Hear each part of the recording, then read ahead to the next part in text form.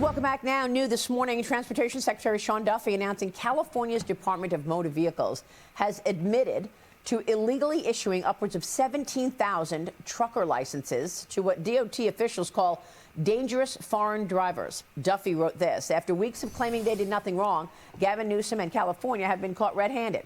Now that we've exposed their lies, 17,000 illegally issued trucking licenses are now being revoked.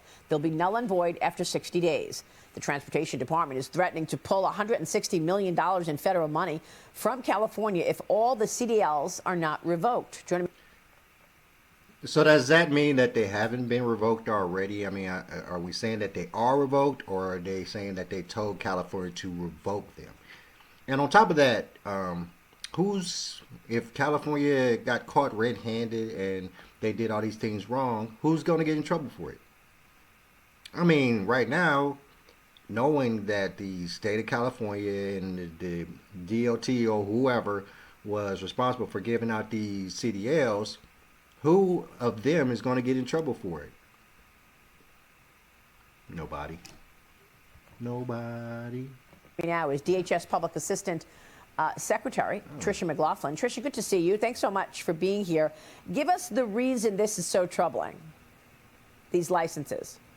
Maria, this is a huge public safety issue in this country, and this is just the tip of the iceberg. What's happening here is California and other sanctuary states are issuing these big rig driver's license, these commercial driver's license for 18-wheelers to those who are in our country illegally. Oftentimes they can't understand law enforcement, they can't speak the English language, they can't properly follow road signs. We just saw in the last few weeks multiple Americans being killed by drivers who were driving recklessly using CDLs. This is a huge problem.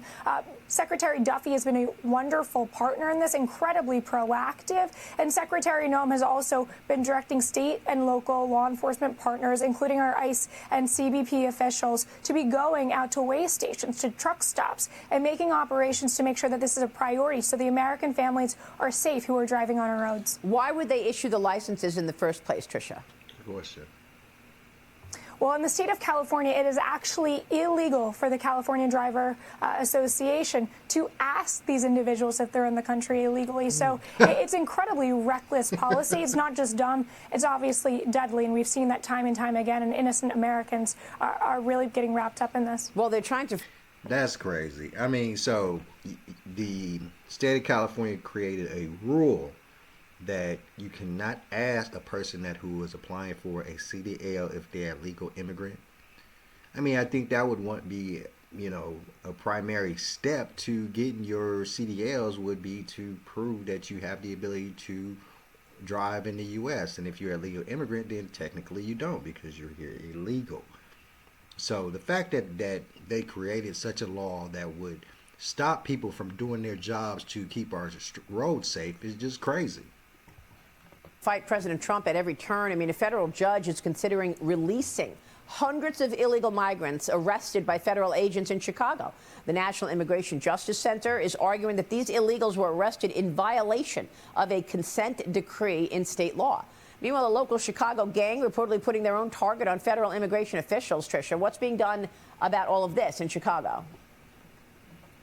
Well, we will fight this at every turn. The fact of the matter is they are putting the Chicago public, the American public, at risk with these insane, asinine overturning and trying to turn back.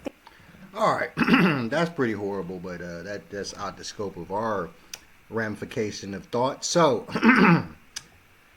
what we're talking about right now is the fact that, and it's just amazing, really, truly amazing that there have been laws created that allow for California to do such things, specifically a law stating that you cannot ask a person if they're a legal immigrant. Now, I would never understand how this happened. It doesn't make sense. There's no way that you could give out that many CDLs to people who don't speak the language, can't read or write the language, which means, of course, that they can't read the signs, they can't, I mean, I just don't understand it. They went with the whole fact that all you got to do is know how to drive a semi-truck, and we're going to hand you over this CDL. We don't care if you're a legal immigrant. We don't care if you speak the language. We don't even care if you can see and read the language. It's just amazing. And we already understand that, it's just all about the money. It's just like one of my favorite podcasters say, just follow the money. These CDLs were issued to these illegal immigrants because these illegal immigrants were hired by other semi-truck companies at a very extremely low price. You guys just got to follow the money. Backdoor deals. This whole story that happened over in Kentucky where they were sliding, $200 to the people over at the license branch to get their CDLs. It's all about the money. In every way, shape, or form, it's all about the money. You come down from,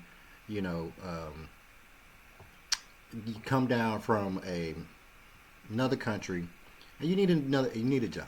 But of course, in most places, people learn how to drive. It's commonplace that most areas and places have cars. So having the ability or having the knowledge to drive is pretty universal. So that in itself is fine. And that's what happens.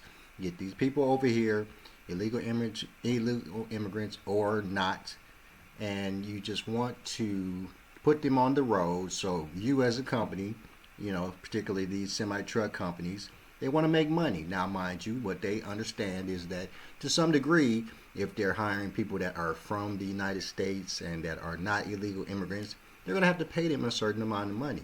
But if you're coming over here and you're at a deficit and you're in a situation where you don't speak the language and you don't read the signs, then of course you are not in a position to dictate how much you're paid.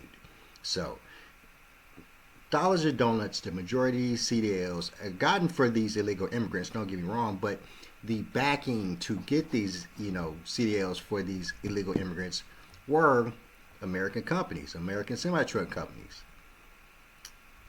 And of course, it's because they can hire these illegal immigrants, put them on our highways at a cheap price and save money and put more money in their pockets. And that is a major problem because what are you doing? You're putting these illegal immigrants on our roads, and then, of course, problems happen. We've had over 2 or 3 semi-truck accidents that people have lost their lives in the last month or so. About a month or 2 months or so. And that's unacceptable. So I understand why they're doing this crackdown. I understand why they're revoking all these licenses, and I'm with it. I'm totally with it. I don't want our highways and roads to be safe. And of course, it opens up an opportunity for American people, because, semi-truck driving, truck driving, that was a big thing for a long time. We saw massive gurus talking about people buying box trucks and, opening up their own delivery companies, how much money they was making. All that's went away. It went away because things like this. And this might allow it to come back a little bit. Of course, what it truly will allow for more jobs for the legal CDL owners. And of course, people who don't have CDLs will have an opportunity to get CDLs and start working as CDL drivers and making good money. So it's a win-win for the U.S. with this revocation. So I have no problem with it, and it's just one of those things that you can't sit here and be okay with the legality of anything. It's illegal for these people to have licenses, so it's only right that it be taken away. All right, guys, I'm Chris Surratt. Thanks for tuning in. Hit me in the comments, like, share, subscribe, and I'm out. Peace.